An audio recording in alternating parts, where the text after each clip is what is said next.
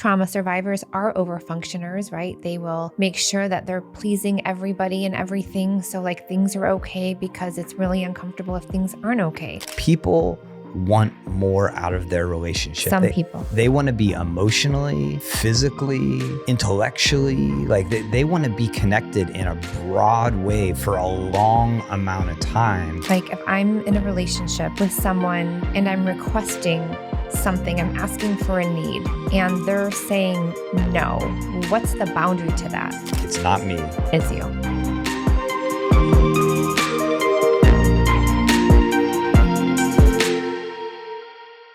Hello, all, and welcome to the Relationship Renovation Podcast. I'm Tarah Kerwin. And my name is EJ Kerwin. And once again, just want to introduce ourselves. We are both therapists. I'm a licensed professional counselor. And I am a licensed marriage and family therapist. Yeah, we're also married.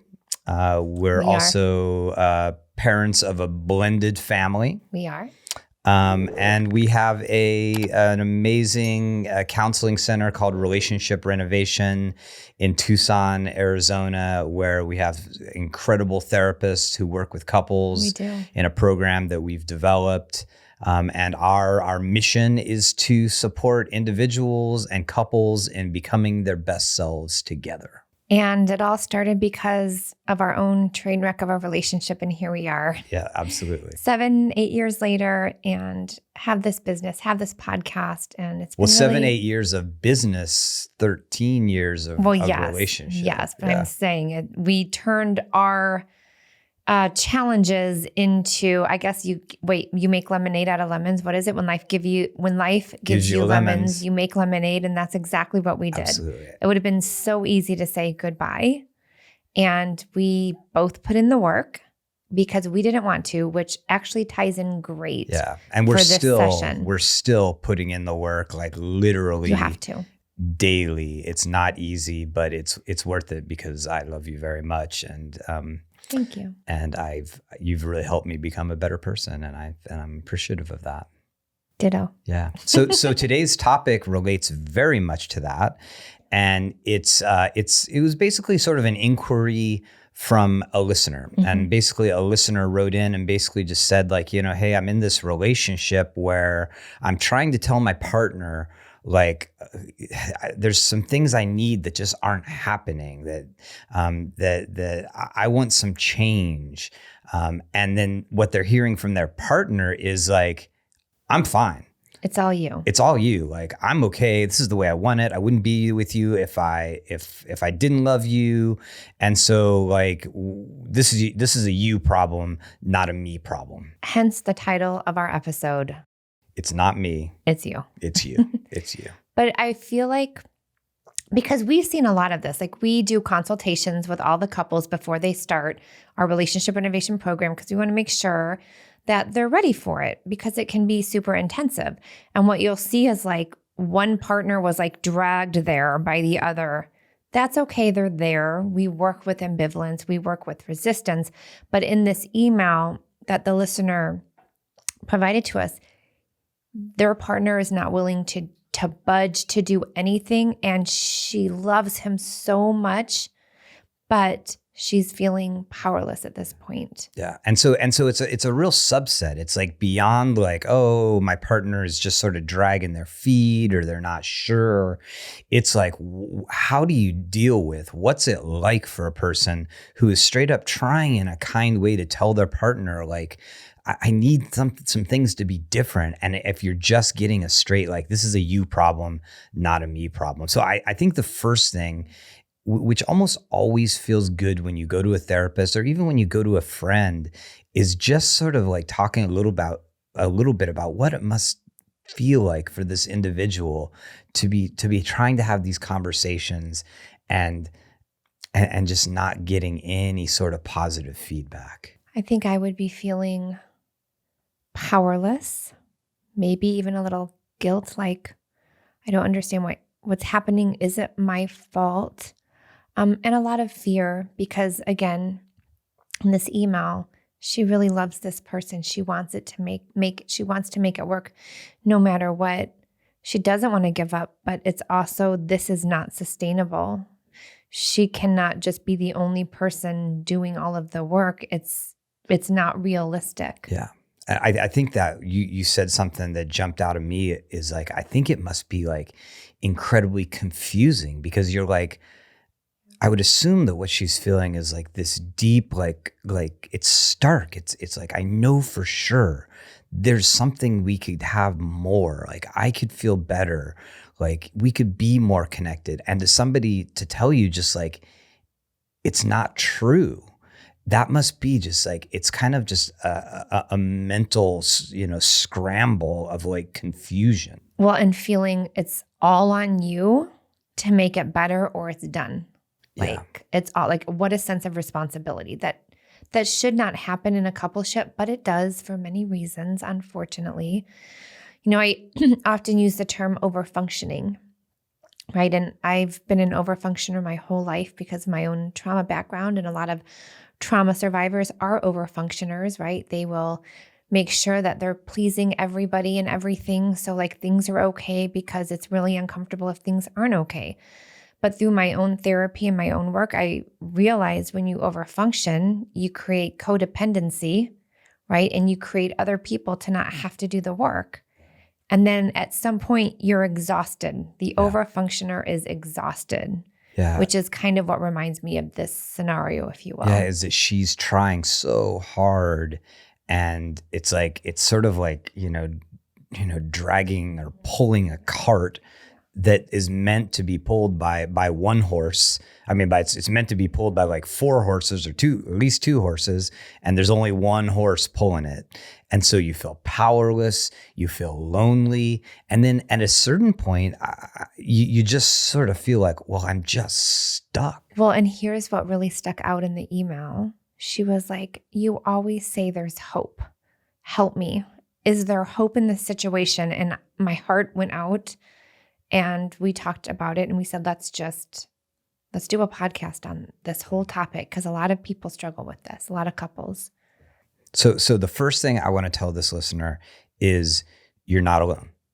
That this happens often, that there's a dynamic oftentimes where just people have very different needs, right? And so you're not alone. It happens often. There's not something wrong with you or really, with your partner either, it's blocked. It's stuck. It's stuck. And I will say that there are some people who are totally okay with just the status quo and really they don't understand even the reason what do you mean emotional safety counseling? I mean, it's just, some people are just like, I don't want to say more simple, but they're just okay with how things are. And when you have a partner that's wanting more and there's such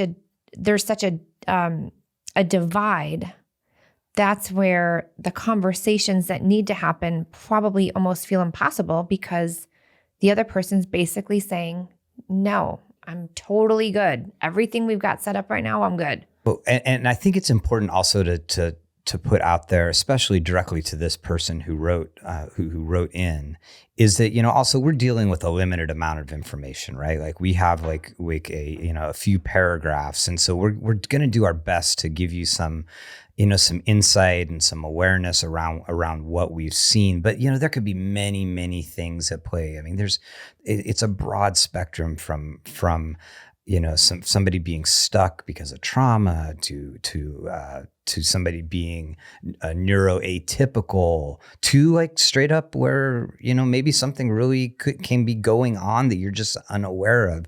So I don't want to like simplify it and make you think like, hey, here's your solution. But we're gonna hopefully just give you a lot of ways to look at it. And there's also the fear of change. Like, why change things? They're not that broken. So, well, I mean, I've dealt with a lot of couples where there's a person in the couple who just doesn't have like a context or an awareness around like like personal growth, Right. about really taking a deep look at yourself as a cognitive, emotional, behavioral human being. Like, and if somebody just doesn't have that wiring, like, they're just a real engineer type, or they're a real scientist type, or they're a real, tech type, like sometimes those people just like, they're just not really like instinctively built that way.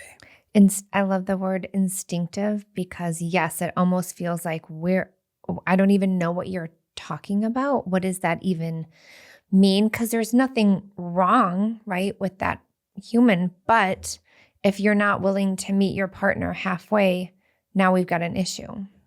And I mean, there's a whole song about it, right? Taylor Swift, it's me.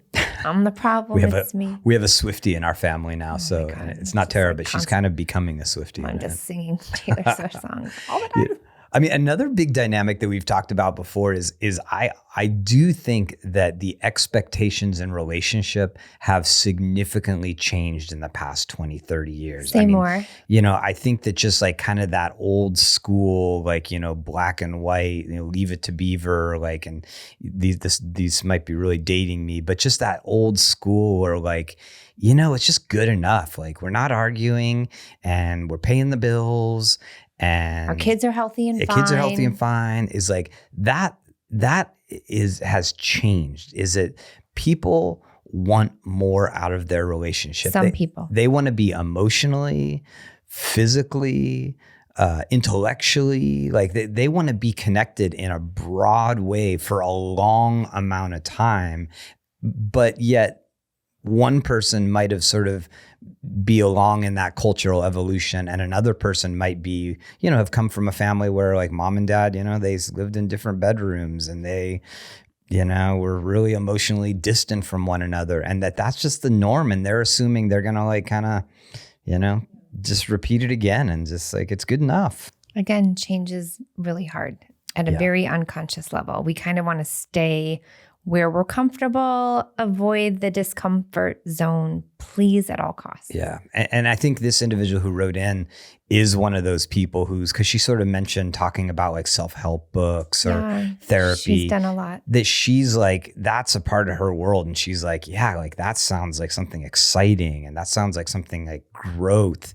And it sounds like her partner just doesn't look at it the same way at this point, at least. So how do we help this listener with some tools and some options? Because the first thing, that I'm thinking about is boundaries, right? Like if I'm in a relationship with someone and I'm requesting something, I'm asking for a need, and they're saying no, what's the boundary to that? I mean, that's a hard one because I feel like there's work before the boundaries, right? That's great. Because this person has tried. She's tried to have a conversation and it's gotten shut down over and over. It's got shoved back on her, like the title, "It's not me, it's you." And so I think this person, like, it's going to be really helpful to engage in just personal growth on her own, and she has to just sort of, whether it's just, a book or an online program or a therapist or some sort of faith-based, whatever it is that for her is an entryway into figuring out what's going on for me internally and how do I get to the point of knowing where my boundary is. Yes, because if she's truly like, if this doesn't change, this will not work for me. It will not be sustainable. Like, she's going to have to find a way to say that at some point. I like that you said that because just getting support from whatever it is, like you said, in the community, a therapist, spiritually, whatever it might be, now you're not alone in it. Now you're kind of understanding what is it that I'm going to be needing in order to feel okay about this situation that's happening. Hence, boundaries may come later on for sure, especially if one person has been overfunctioning in the relationship for a really long time.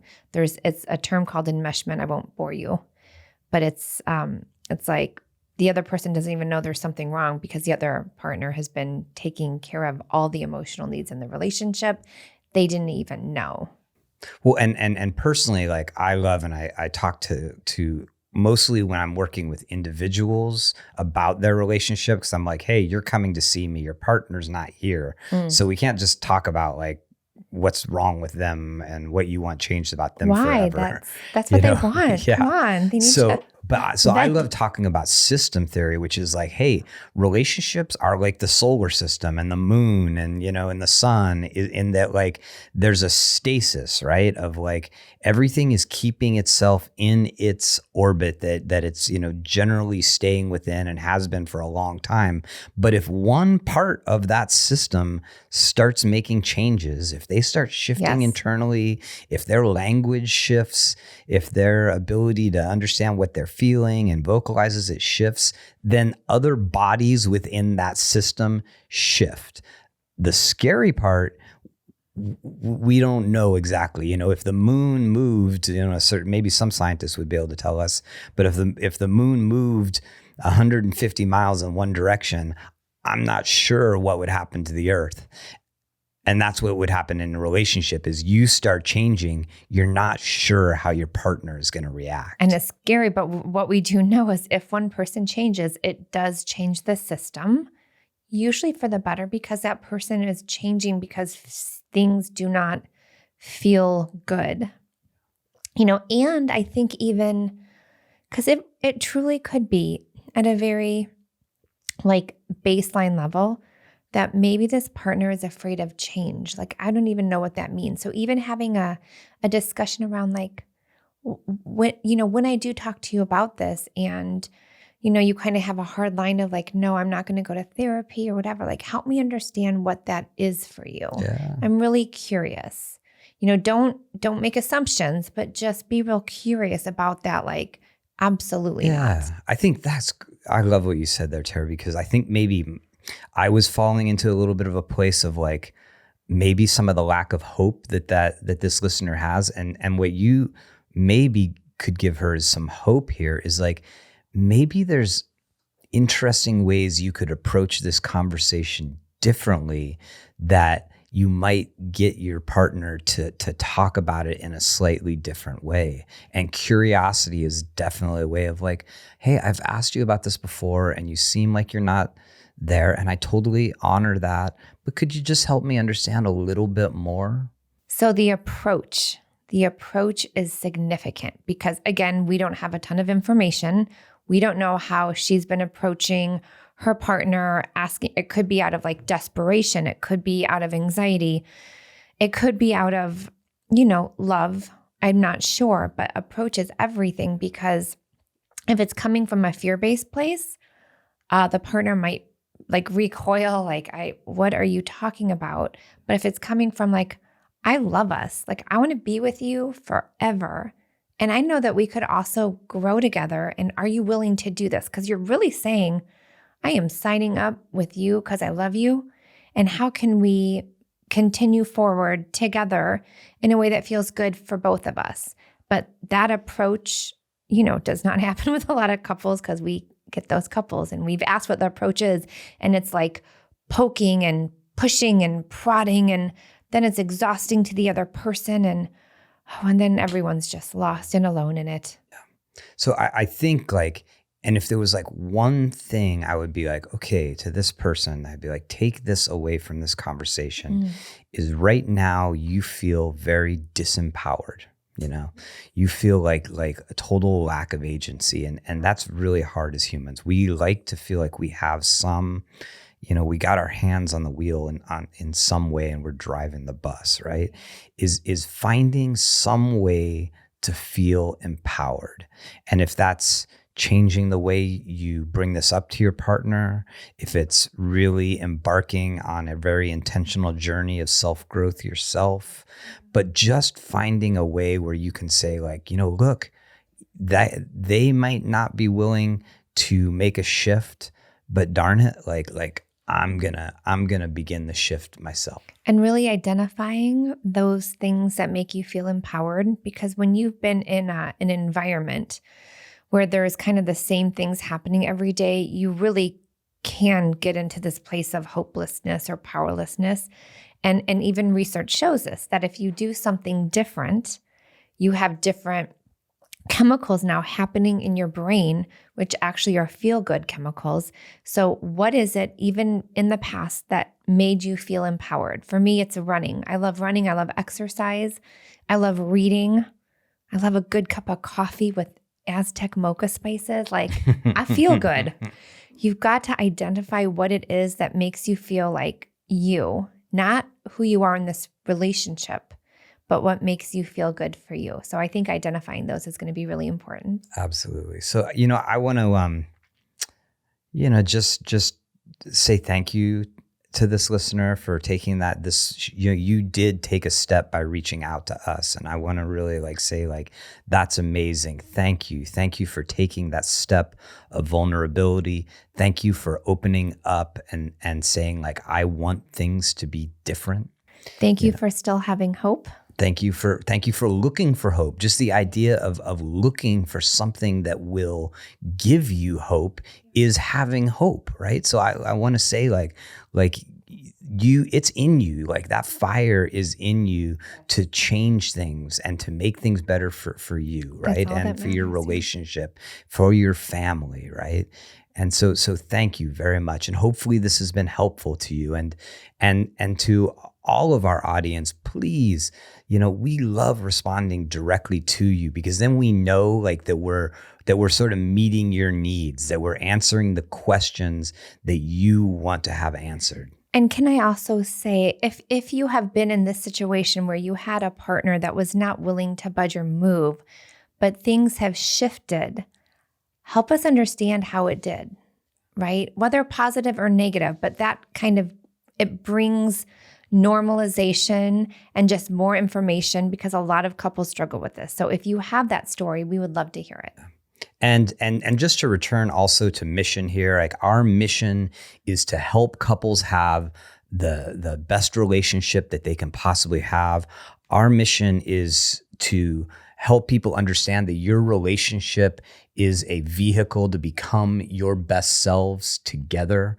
Our mission is to build a community of people who are really making our relationships better, so our families are better, so our communities are better, right? And so please, what really helps us in our mission is please, give us a review. Please, like the show. Please share. Tell somebody that that you think might enjoy, might get something out of it, might be motivated, that might give them hope where they're hopeless. Let's all help each other. Just make this world a better place and just get the love that we all deserve. That was beautiful. I guess I'll end it with thank you, EJ, for being on this journey with me. Thank you, Tarah. And as always, just take care of yourself, take care of each other. You deserve security. You deserve a great, loving relationship where you feel heard and seen. Absolutely. Bye-bye. Bye.